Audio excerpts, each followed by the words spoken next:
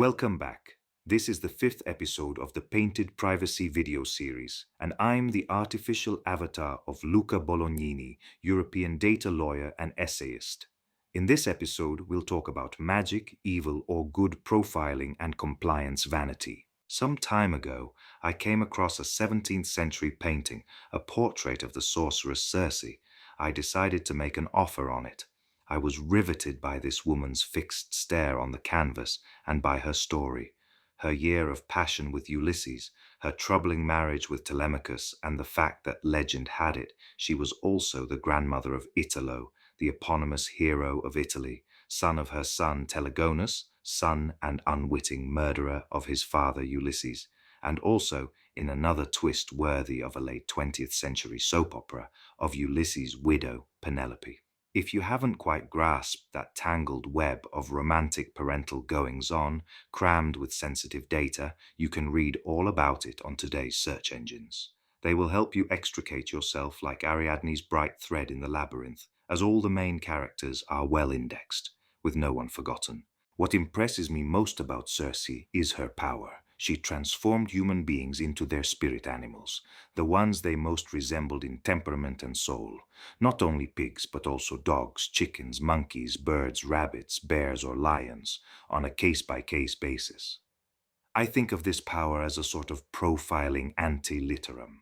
The spirit animal, conjured up by the black magic potion, exalts the person's individual characteristics, while at the same time creating a simplified and categorizing cluster, the kind, the species, to which that person is assigned, as happens with consumers. Each transformation has certain consequences. The pigsty, sleeping on the ground and eating acorns from oak and dogwood trees in the case of Ulysses' companions. But that is not to say the effects are always so diabolic. Some benefit may be derived from the emergence of unconscious, primitive, and unsuspected personal profiles. Who would Circe be today? Can our modern-day behavioral profiling in the hands of digital advertising wizards produce the same effects that Circe obtained in ancient myth with her wand, her potions, and her turban?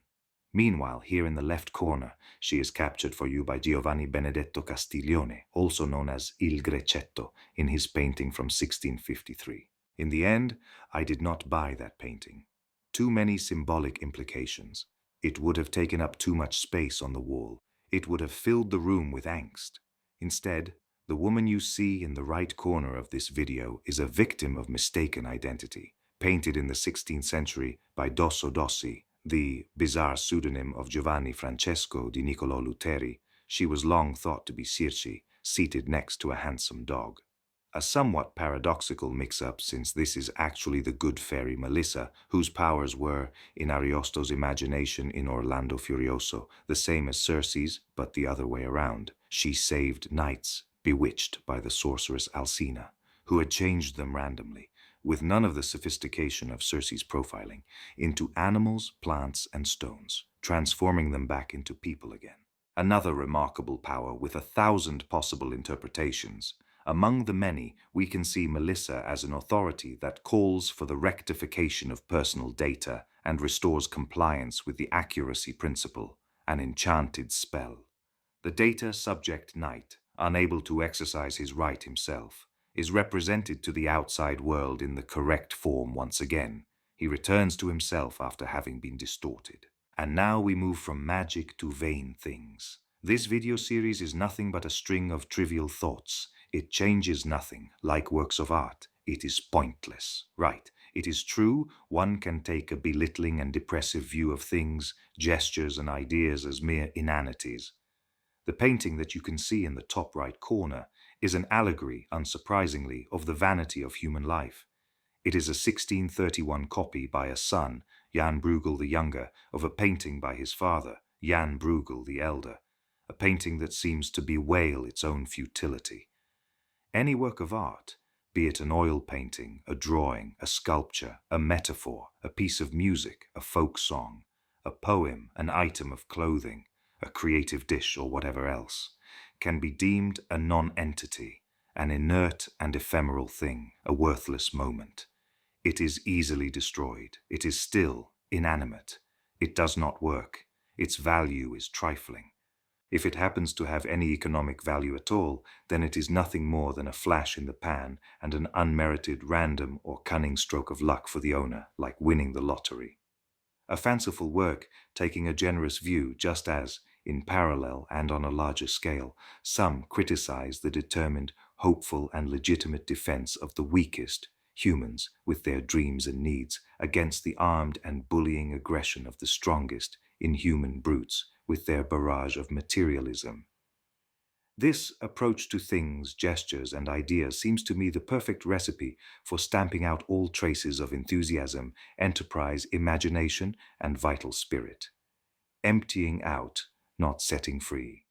By the same logic, at work, I have sometimes been asked and have asked myself when feeling demoralized, what is the point of consultancy for compliance? What is the point of a company model, with its guidelines, policies, and procedures? What is the point of training and certification and general principles? What is the point of social responsibility and sustainability in business? Stuff that does not matter for business, fluff, superfluous frippery. I could go on with endless lists of paralyzing doubts that are futile, hyper-rationalized, and predictable. Leaving rhetoric aside, let's keep our gaze high. In all fields, it seems to me, there is a growing need to find the courage to cultivate vanities that pollinate the world like bees in the wind, and to combine them with serious things. This is how the art of privacy was conceived. While there are those who overindulge in gloomy materialism and deny the spiritual value of things, gestures, and words, it is also true that it would not be wise for legal experts to overlook objective elements, relying solely on desires, fantasies, symbols, and hopes. So after being lulled by vanities, let's brace ourselves for a cold shower of realism about sources. Here, once more, Kandinsky comes to mind, with the photo of his painting Typhus Brown, that you can see it in the top left corner of this video.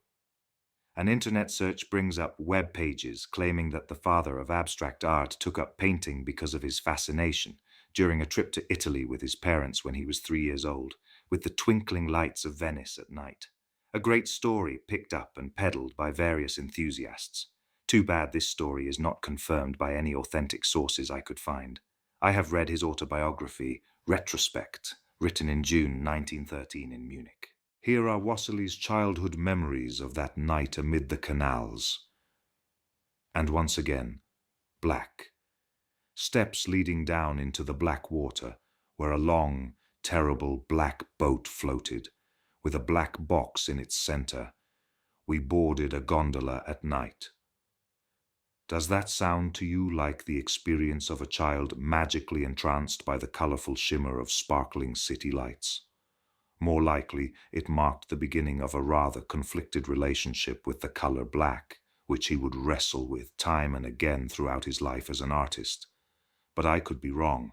Outside of his autobiography, I have found no authentic words of Kandinsky that recall anything about his childhood experience of Venice other than the black water and gondola. Sources. My advice to myself as well as to new apprentices is not to limit yourself to reading second-hand articles which speak about legislation or sentences before having first carefully read, from official up-to-date sources, the verbatim text of the laws, regulations, and decrees themselves. Then and only then can possible interpretations be explored.